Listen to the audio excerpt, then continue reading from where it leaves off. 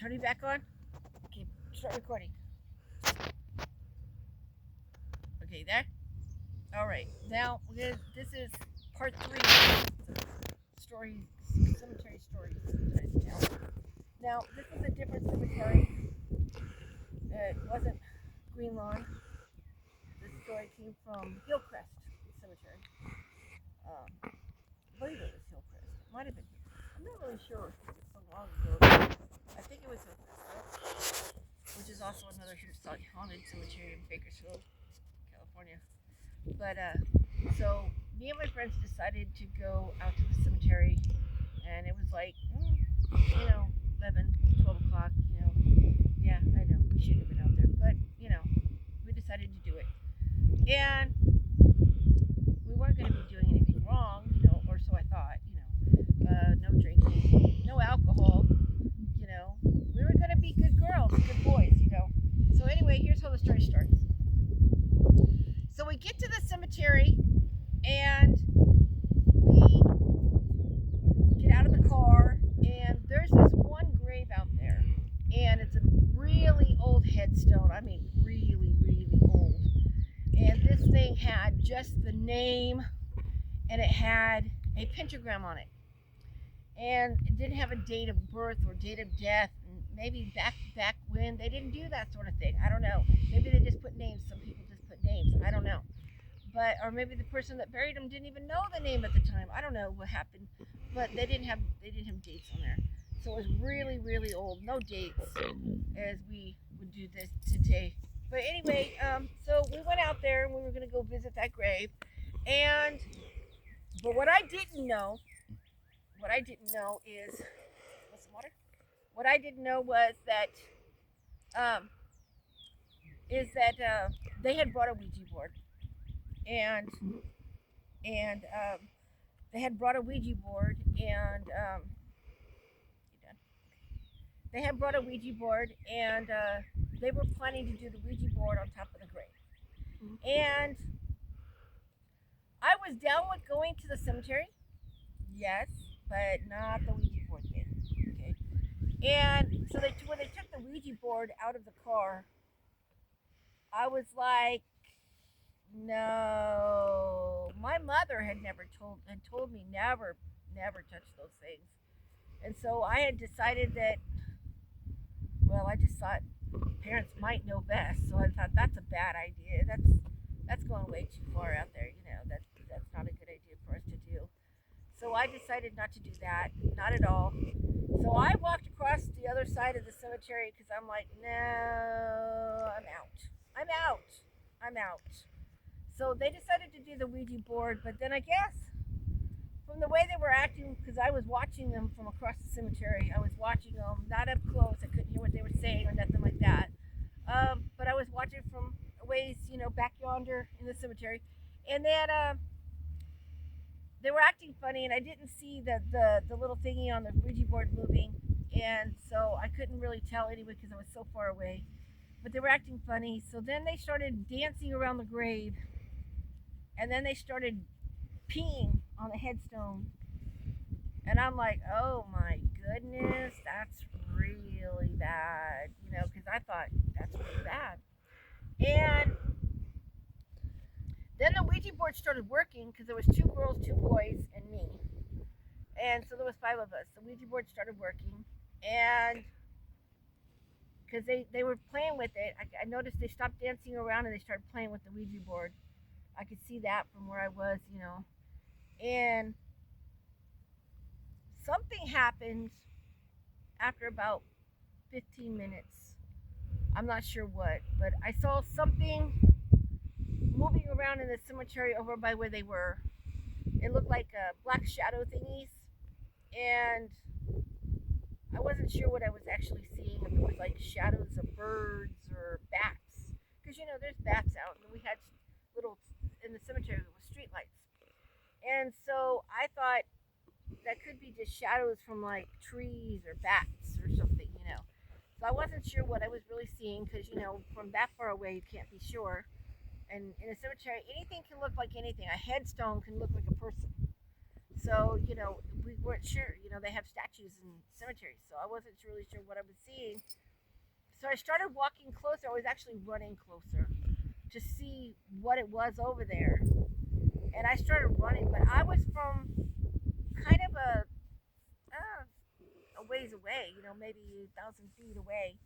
So it took, and I don't run fast, so it took me a while, a little while to catch up with them, and I didn't catch up with them. By the time I did get almost to them, they all was screaming, and they jumped in the car and they took off. And I was like, "Y'all leaving me?" And then I heard a horrendous crash, and that's when I followed where the car had went, and the big pillars in the front gate, the stone pillars in the front gates, they'd crashed into the pillar, and they were all dead. Now, here's my situation. I'm at a cemetery with four friends, wrecked car. My four friends are dead. And back in the day, you gotta understand, there were no cell phones. Heck, some people didn't even have house phones. So, I mean, I'm in the middle of a cemetery now. And I'm thinking, I don't know, area out here. So I was thinking, gosh, wonder how far I'd have to walk to get to a house. I've got to leave my friends because I got to go try to get help. What if they're not dead? So I went to the nearest house I could find and knocked, but you got to understand, by now it's like 2 o'clock in the morning. And not only do I have to find a house, I have to find a house that'll answer the door. Well, luckily for me, it was back in the 80s. So back in the 80s, people kind of left their doors unlocked, and they would often answer the door at 2 o'clock in the morning. Thank God for me. There was a lady come out. She answered the door, and I said, "Listen, I am in trouble. I'm in big trouble. We were playing at the cemetery. My friends were playing with a Ouija board, and they're in a car, and they wrecked into the pillar at the cemetery, and I think they're all hurt, really, really bad. And we need to call for help. And can you call a cop or an ambulance or some kind of thing like that?" And so back in the day, you gotta understand, this was the 80s. We didn't have 911. There was no 911. Didn't exist. So how you got help back in the day now was not 911. Before there was 911, there was a thing called an operator. And you would dial 0 for the operator. And the operator would call the police because nobody knew the number to the police. Nobody ever knew the number to the police. But you called the operator. The operator would connect you. If it was an emergency, the operator would connect you to the police automatically. And so that's what you did. Before we had 911, we had 0. And after we had 911, we don't have 0 anymore. I wish we still had 0. The operator. Because I'm going to tell you something. The operators did a whole lot more than 911 does. Although the operator only connected you to the police, she could also listen to your story. She would give you counseling. She would tell you who you needed to contact and stuff like this. She was nicer than the police, I think, nicer than 911 in a lot of ways. But so she called. They called 0 for me. Got to the police and got the police out there and of course and got me where I needed to be. But here's the next problem. I told my story. Okay. To the cops. All right. So let's go with this. I told my story to the cops, but my story didn't match anything that was in evidence. Now, what I mean by that is, my friends were in the car. The car hit the pillar. But do you remember the Ouija board? Well, they didn't take the Ouija board off the grave. So I told the cop that I seen them get up and run, but I didn't see them with the Ouija board. But I mean, it was dark. They could have had it. So I said to the cop they could have had it. So the cop went and looked through the car, and he looked on the grave, he looked everywhere. No Ouija board. It wasn't on the grave. It wasn't in the car. My friends were all dead. So now I'm reporting 4 dead bodies. No Ouija board. My story looks fabricated, not true. I look like I'm lying already. None of the facts add up. I'm like, but I'm telling the truth. Doesn't that stand for anything? He's like, well, what are you kids really doing out here? I'm like, but I told you the whole story of everything we did out here. They peed on that grave. They played with the Ouija board. They got in the car. They ran into the pillar. He goes, were you guys doing drugs? I'm like, no, we weren't doing drugs. We were doing the Ouija board. That was what we were doing. I'm like, don't you think if we were doing drugs, there would be drugs somewhere out here, or alcohol? There'd be some bottle somewhere, or if he's like, yeah, well, your story don't pan out either. So I kept telling the story over and over and over and over, and then by the next morning, believe me, I was at that cemetery all night.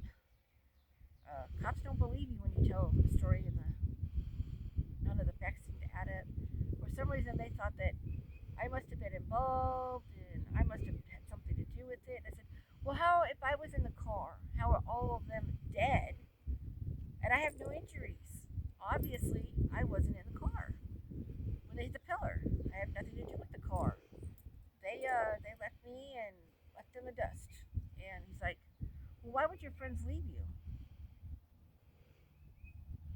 And that came to a close realization to me. Why would my friends leave me at a cemetery in the middle of nowhere? Now, I'm going to give it to them. They probably were scared half out of their minds. So I'm going to let them go with that. You know, if I was scared, maybe I'd leave my friend too. Actually, no, I wouldn't leave my friend. Even if I was scared, I'd go back for my friend. I think I'd face the devil himself for one of my friends. But, you know, I wouldn't have left. I would not have left. Listen, what? I would not have left. I promise you, I would not have left. There you go. I would not have left, but they did. They died, and I don't think the police ever believed me, except for when they did do the autopsies on the bodies. There were no drugs. There were no alcohol anywhere in their bodies. So then that came to the conclusion that maybe I was telling the truth. But he still didn't believe me about the Ouija board. No one believes me about that. Not even my mom believed that story. They just thought we were out at the cemetery goofing off, got scared. They took off and ran into a pillar by accident. That's the story they believe happened, but that's not the real story. There was a Ouija board. From that day to this day, I do not know if there was somebody else out there that took that Ouija board. And you know what? That's what I always thought too. There could have been another person out there with us. You know, remember the story before? Drunk people hang out in cemeteries, and I did see shadows of something walking around out down there. It could have been a drunkard person, scared my friends. They took the Ouija board, hid it in the trees, because there's always trees around cemeteries, and then they took off. Maybe it was a drunk person in a costume or something, or maybe it was an actual spirit. I don't know. You decide what you think. That part of the story concludes. Not really sure. Could have been non-paranormal, but creepy all the rest. Because my 4 friends lost their life, and I learned a valuable lesson to not disrespect cemeteries at night, and definitely don't pee on graves. And again, I learned that we should not touch the Ouija board at a cemetery, at least. Right. Minimally. I mean, you know, I would never touch a Ouija board anyway, but we probably shouldn't do it at a cemetery at 2 o'clock in the morning. That's probably a good idea. Don't you think? That's probably what we did wrong. Okay, so that's what they did wrong. Bad ideas. So that's my story. And I hope you like it.